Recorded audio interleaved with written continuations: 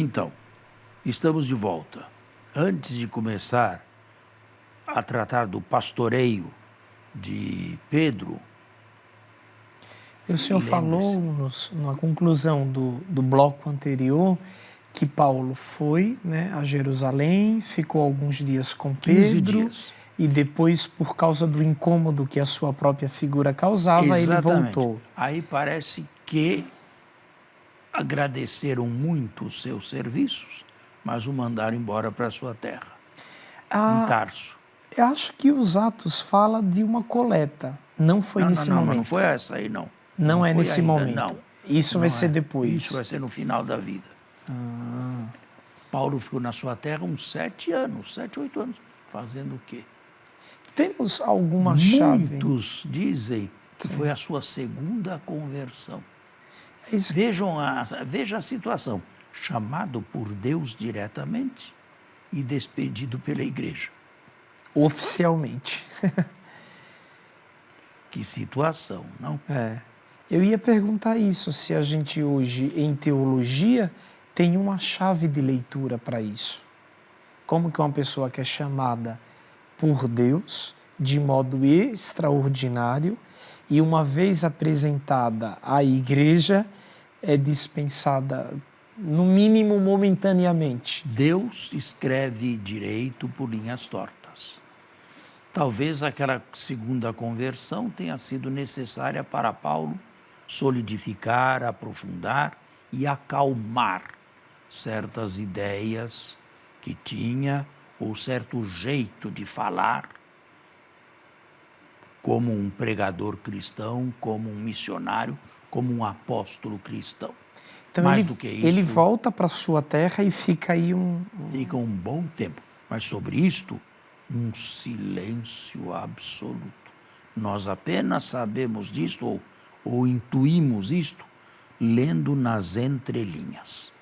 Parece que Lucas quis estender um véu sobre esse período aí. Provavelmente soubesse, certamente sabia mais do que nós, mas não quis que isso fosse tratado no segundo livro, Os Atos. Quem o chamou da sua solidão, do seu retiro, vamos chamar assim, foi Barnabé. Depois eles fizeram uma dupla. Quando precisava de um catequista na comunidade jovem, nova, de Antioquia. Barnabé, então, lembrou-se de Paulo e foi buscá-lo em Tarso, na Cilícia, para ser catequista na igreja de Antioquia. Por favor, leia apenas o primeiro versículo do capítulo 13. Dos Atos. Sim, claro. Havia em Antioquia, na igreja local, profetas e doutores: Barnabé, Simeão, cognominado, Níger, Lúcio de Cirene e ainda Manaém, companheiro de infância do tetrarca Herodes, e Saulo. Celebrando eles o culto... Saulo, está vendo? Só que Saulo está em último lugar. Foi o novato. Celebrando eles o culto em honra do Senhor e jejuando, disse-lhes o Espírito Santo: Talvez por intermédio de algum profeta. Separai para mim Barnabé e Saulo, para a obra a qual os destinei. Então, depois de terem jejuado e orado, impuseram-lhes as mãos e despediram-nos. E assim começa a primeira viagem missionária de Paulo, em todo o capítulo 13 e 14, juntamente com Barnabé e até certo ponto com o sobrinho de Barnabé, João Marcos também. Que alguns na tradição popularmente o identificam como Marcos o Evangelista. Mas não é uma tradição aceitável. Uma probabilidade. Não é uma tradição. Existem muitos textos onde esse João Marcos é mencionado. Só tem uma coisa, por desgraça, nós não sabemos se trata sempre da mesma pessoa, porque o nome Marcos era muito comum na antiguidade. Como José hoje. Você pega uma lista telefônica aí, vê José, você vai páginas e páginas. Um não é outro. Como sair dessa? Sim. Certo? Muito Bom, bem. mas agora o livro dos Atos fala de uma atividade de Pedro, depois da dispersão, e já falamos da dispersão causada pela perseguição, há comunidades judaico-cristãs esparramadas pela Judéia. Elas deveriam estar presentes, sobretudo, na região da planície, perto do mar Mediterrâneo e numa imensa extensão de terra. Bom, imensa proporcionalmente à pequenez da totalidade da Palestina. Aí Pedro, essas comunidades que Pedro visita, hoje estão todas na área do aeroporto internacional de Israel, que é Tel Aviv. Ben Gurion. Lá ele permaneceu durante algum tempo, não havia, claro, aeroporto, mas havia uma comunidade cristã. Língua falada nessa época? Aramaico sempre. Na Palestina, era tudo Palestina. Ali havia uma comunidade cristã, com um tal paralítico que se chamava Enéas. Já ouviu falar nesse paralítico? Pega o texto aí, por favor, e leia. Então, nós estamos no capítulo 9, no versículo 32. Aconteceu que Pedro, que se deslocava por toda parte, desceu também para junto dos santos, que moravam em Lida. Lida, hoje é Lod, o aeroporto. Encontrou ali um homem chamado Enéas, que há 8 anos estava de cama, era paralítico.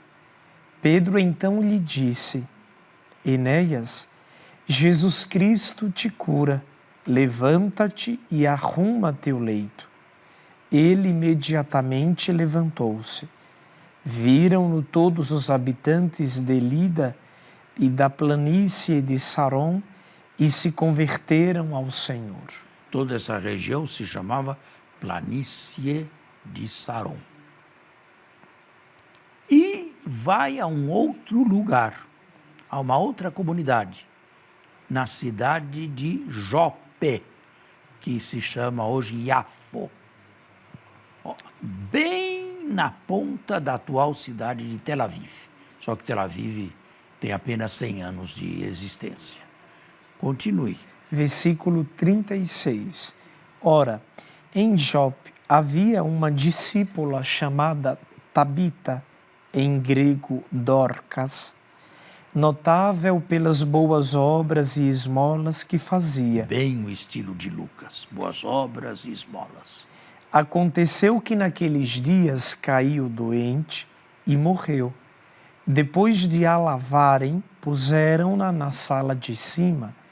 Como Lida está perto de Jope, os discípulos, sabendo que Pedro lá se encontrava, enviaram-lhe 2 homens com este pedido: não te demores em vir ter conosco. Pedro atendeu e veio com eles. Assim que chegou, levaram-no à sala de cima, onde o cercaram todas as viúvas, chorando e mostrando as túnicas e os mantos, quantas coisas Dorcas lhes havia feito quando estava com elas. Pedro, mandando que todas saíssem, pôs-se de joelhos e orou. Voltando-se então para o corpo, disse: Tabita, levanta-te. Ela abriu os olhos e, vendo Pedro, sentou-se. Este, dando-lhe a mão, fê-la erguer-se e, chamando os santos, especialmente as viúvas, apresentou-a viva. Espalhou-se a notícia por toda Jope e muitos creram no Senhor. Você está vendo como o número cresce? Mas não se esqueça, esses sinais e prodígios eram também bem vistos com o intuito do crescimento de discípulos. O senhor não acha que, do ponto de vista narrativo, tem um quê profundamente apologético? Primeiro, se curas e milagres eram realizados por parte dos discípulos de Jesus, no caso de Pedro, por que Lucas só seleciona estes? Não, Lucas vai falar de Paulo também. Não, por parte de Pedro. Porque só esse em Jope e o outro em... Mas ele vai falar de Paulo também, de prodígios realizados por Paulo. De qualquer maneira, não há aí um fundo apologético, um fundo propagandista? Não vejo necessariamente. Agora, vejo que a cúpula dirigente de Jerusalém está presente em todos os lugares onde surge uma comunidade.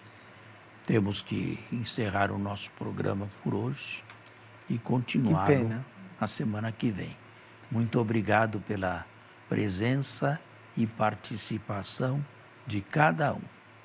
A você e a sua família, um bom domingo e uma abençoada semana.